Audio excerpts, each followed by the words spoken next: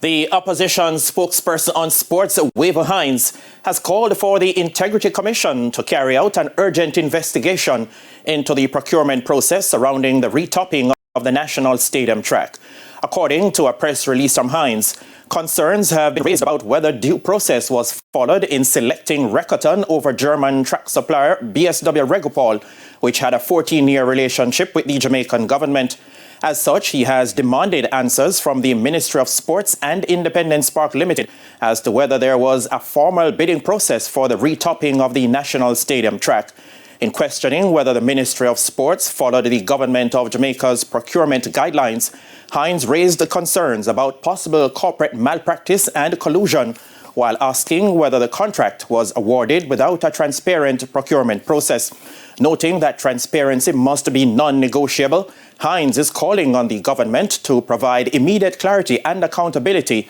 to ensure that Jamaica's sporting infrastructure decisions are made in the best interest of athletes and the nation.